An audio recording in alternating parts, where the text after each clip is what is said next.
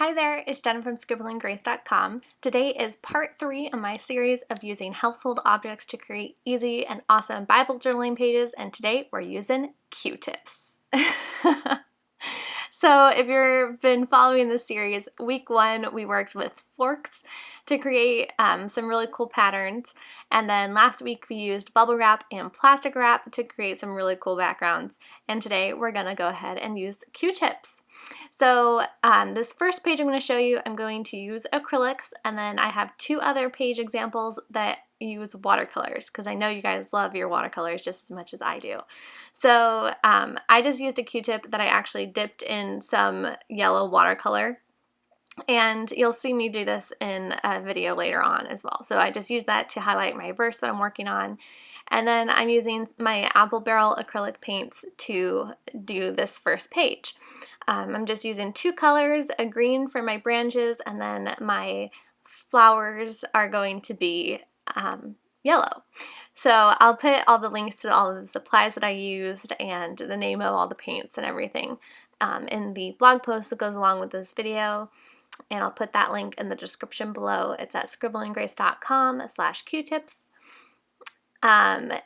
So I'm starting off by actually using a paintbrush, not Q-tips right away.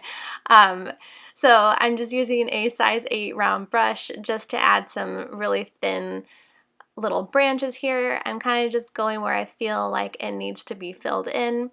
There's no real plan to this, and I think that helps it to look a little more organic. And I'm trying to just use the very tip of my brush to keep my branches super thin, but again, don't stress too much about this because these branches aren't the main focal point. It's going to be the flowers that are the focal point in just a second.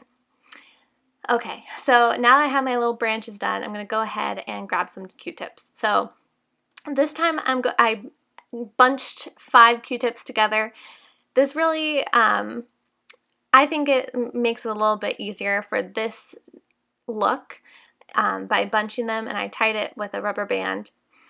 And you can see I tested one side, and then I liked the second side, the look of the second side better because they kind of spread out in different ways on each side of the Q-tips.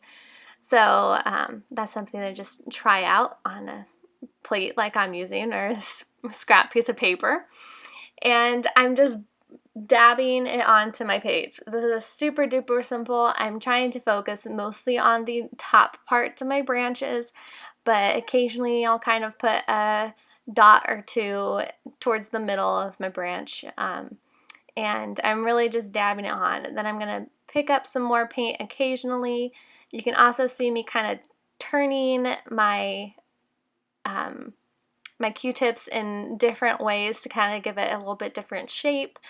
There's really no rhyme or reason to this. You're just gonna get a bunch of dots on on your page here.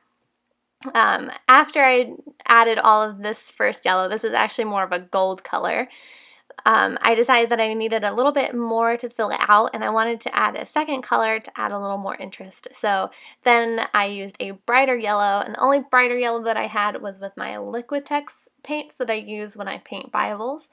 But normally I like to use the apple barrel because it's a little bit easier to use in your Bible journaling. It's a little more high flow than the Liquitex. So I find it a little bit easier, but any acrylic paints work. So you can see the difference in texture of these acrylic paints, but they all work the same way. So again, I'm just using the same Q-tips that I was using before, and I'm going to do the same thing, just adding little dabs with my Q-tips all around my branches here. And this adds a little second color, adds a little more interest into this page, and I think it looks really cool. This is also real time at this point, so just keep that in mind as well. This is a pretty quick page to do. All right. And now I'm just going to dry this with my embossing heat gun, or just craft heat gun that I use. And again, I'll put these links in the description below. Now that that is all dry, I'm going to go ahead and add some lettering in. I usually just do a power verse is what I like to say. So I'll take like the main part of the verse that I'm working on that is hitting me the most, and that's what I write down. So I decided to keep it really simple this time. Normally I like to do calligraphy or cool hand lettering styles, and for this one I'm just going to leave it pretty basic and just do some normal script lettering.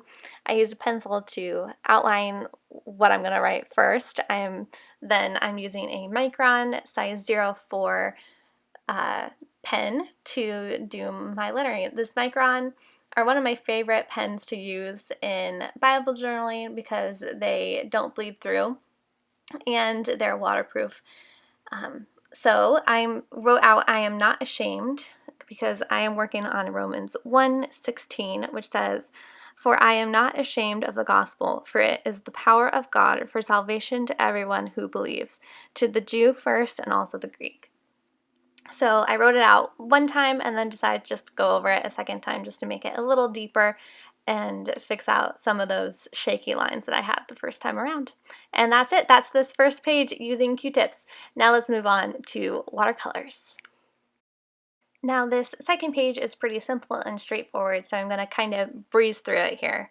So I'm just using a Q-tip, and I picked out 2 green watercolors out of my Kiritake Gansai Tambi watercolor set, and I'm just going to dip my Q-tip in water. My water is a little murky from other paints that I was using. I'm not too great at cleaning my water cup there, but I just go ahead and dip it in the water and then into my paint. I'm trying to get it pretty saturated, but I still want it to be pretty nice and wet. But if it's too wet, then it's not going to hold its shape as well, so it's kind of a little balancing act. And if you're unsure about it, test it out on a blank piece of paper first and see how much watercolor to water ratio you want to try out. So all I'm doing here is just taking my Q-tip and I'm just dabbing it all around my page.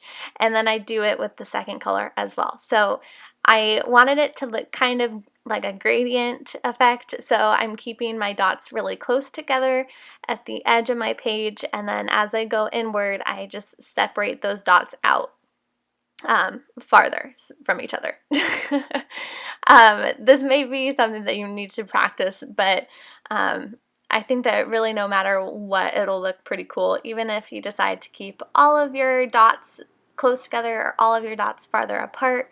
Definitely, there's lots of things that you can do with this, so have fun with it. Your Q-tip may also end up getting a lot flatter as you go along, so you'll get wider dots. If that's something that you don't want, you can just pick up a new Q-tip and dip it in that water and you start using that one. So I kept a few different Q-tips to the side, but I ended up actually just using the same Q-tip for this entire page. And now I'm going to go ahead and dry this and do some lettering. So for this page, I'm going to go ahead and use a brush pen to do some calligraphy, but stay tuned for the next page because that one I'm going to use Q-tips pretty much throughout the entire page. So that's going to be fun. So for this page, I am writing out "He is greater than I" using brush pen calligraphy because the verse that I'm working on is John 3:30, which says, "He must increase, but I must decrease." So I just write out "He is greater than I," and then in the little corner to make it a little more balanced at the bottom of my lettering, I just wrote out "He must increase, I must decrease," which is the verse I'm working on.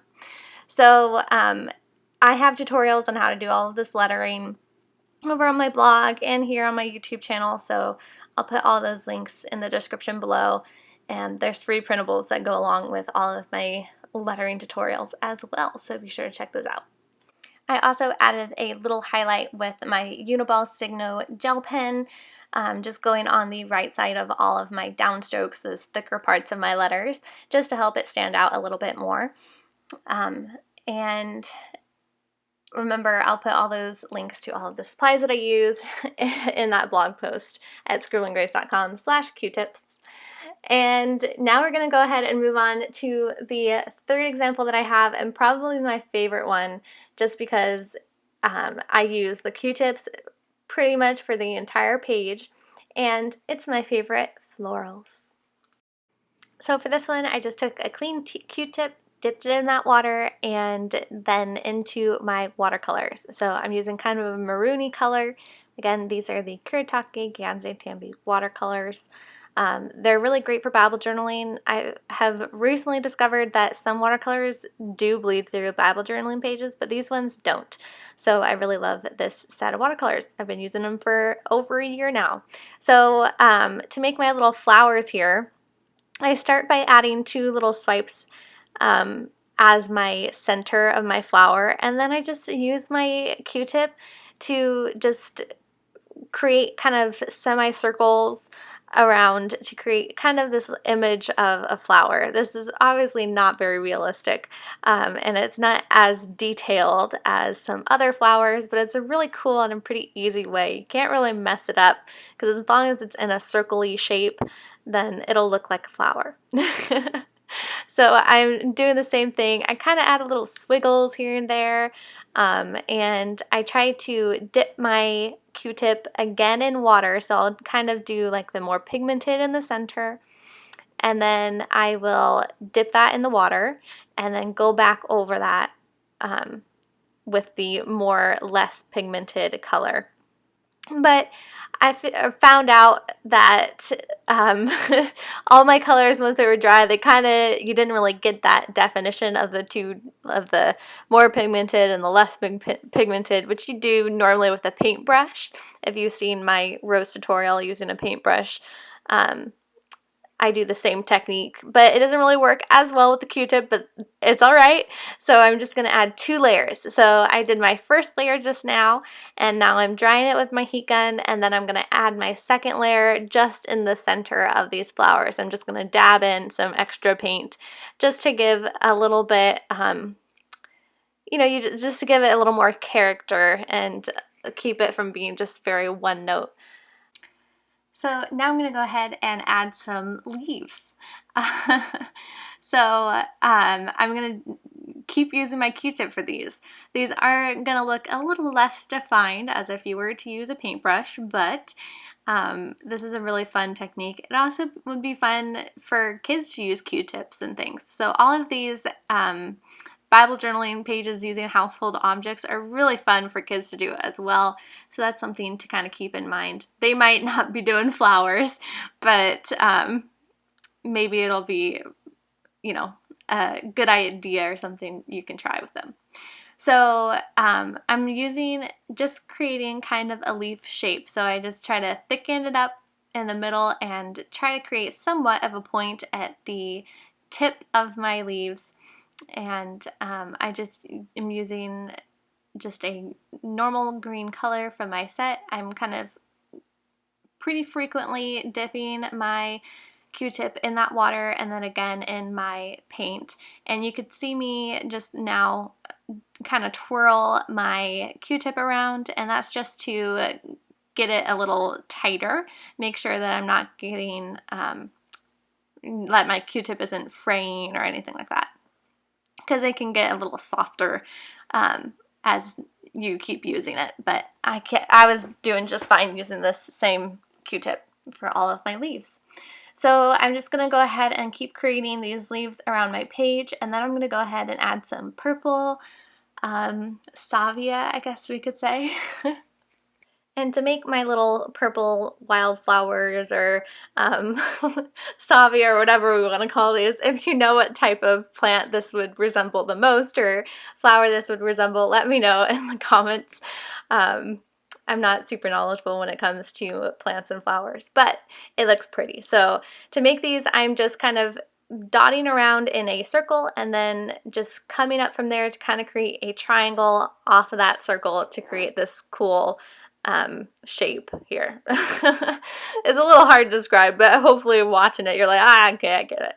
So it may take a little bit of practice, but promise you can do it. So At this point, once I have these little flowers done, I'm going to add some stems from them so they're not just floating there. And I could have just used my Q-tip again, but I did decide to use a paintbrush for this to create thinner stems. But of course, if you don't want to use a paintbrush at all, maybe it could be a cool challenge to yourself to only use Q-tips. And so I just painted on a little stem, and then I'm going to take my another Q-tip and dip it in some yellow watercolor to highlight the verse that I'm working on. And so the verse I'm working on for this page is Romans 12:9-10, which says, "Let love be genuine, abhor what is evil, hold fast to what is good. Love one another with brotherly affection, outdo one another in showing honor." So I'm just going to quickly dry my page, and then I'll show you how I do my lettering with a Q-tip. So I quickly used a pencil to write out my power part of my verse, which is love one another. And I'm just going to do some simple block lettering, and I decided to use black. I was worried that it would be a little too strong compared to my florals here, but I thought it ended up looking really pretty. So I just kind of tested it out on a sheet of paper. And then, of course, once I went to do it on my actual Bible page, it ended up being a lot thicker than I meant for it to be, but it looks just fine. Again, it's not all about being perfect. It's just about spending time in the Word and enjoying time worshiping Him.